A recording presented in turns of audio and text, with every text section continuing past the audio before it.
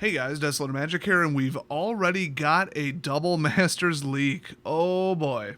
So the user at Island Go Sam E, aka Sam, claims on Twitter that he opened them from a Baldur's Gate box, just mispackaged. Now, this is far from the first time we've heard of this happening. Is it a stunt? Do they know somebody at WotC? Was it a plant? Was it an accident? I've heard everything. I've heard evidence for all of it. I guess I'll just say we don't know, and my opinion has changed pretty drastically. I thought the first one I saw, oh yeah, sure.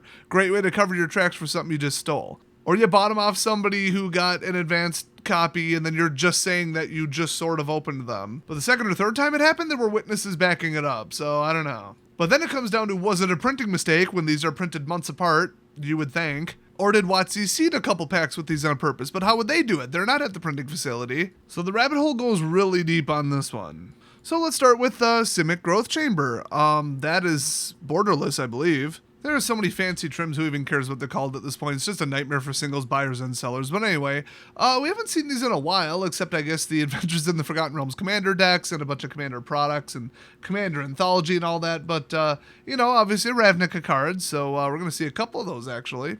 And it must be one per pack, because you can see I'm putting the rest of them up on the screen here, like, Boros Garrison and Azorius. Got the Selesnya one, the Golgari one. And on the Golgari one, it looks like it's uncommon. The rest look rare, but that would be really weird because it's never been printed at rare. And, if they were rare, calm down, Wizards. It's 25 cents. Come on. But I wonder if these are, the basic land in the pack, because how else would this person get this many? But I mean, if it was the whole box instead of just one pack, I don't actually know. But this enters tapped, and then when it enters the battlefield, you must return a land you control to its owner's hand. That could be good, that could be bad, landfall, I don't know. It's kind of interesting, but these are notoriously not very expensive. I think these are just for draft purposes. Not a lot of value there, but, then there's Bloodbraid Elf. So Haste and Cascade, this should have been banned in every format. I think they actually just recently unbanned it.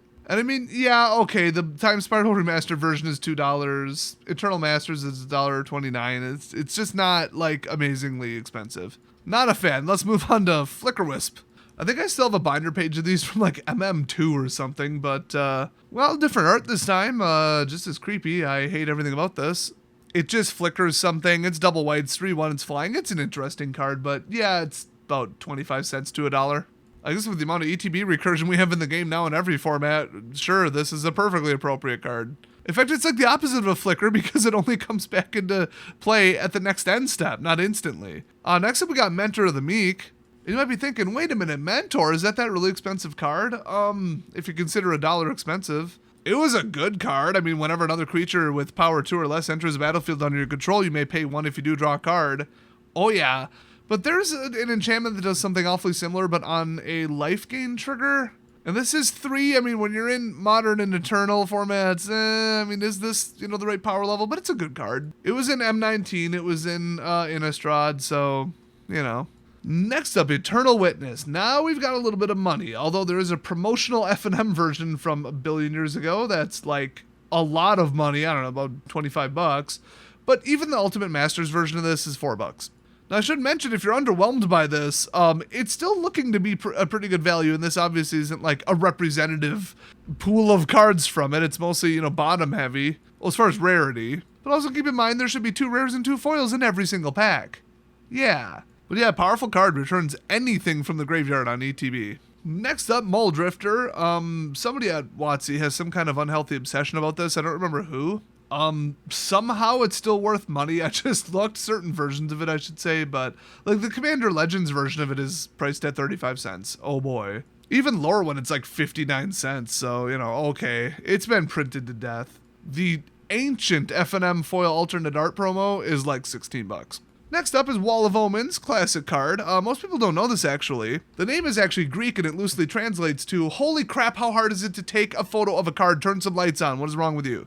So it's a 0/4 for 2 and white defender, and when it enters the battlefield, draw a card.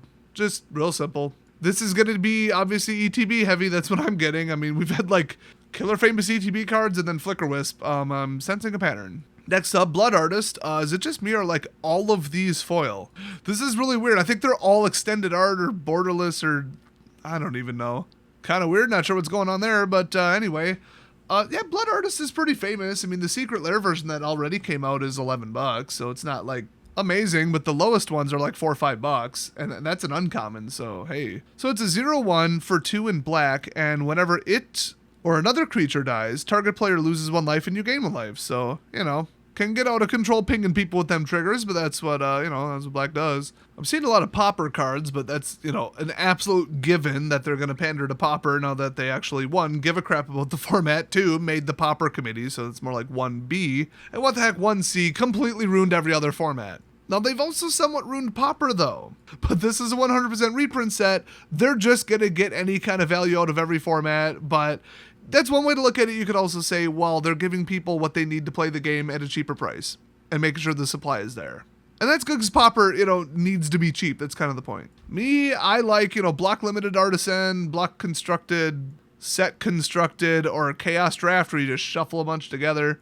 I like weird low power chaotic, level playing field stuff, or high build skill like speed building, basically pre-release sealed. That's my jam. So am I excited about drafting this? Not really, but I'm just not that big into drafting. But I'm curious to see, is it a coincidence that all of these are, borderless and foil and whatever? Was this faked? Are these rare?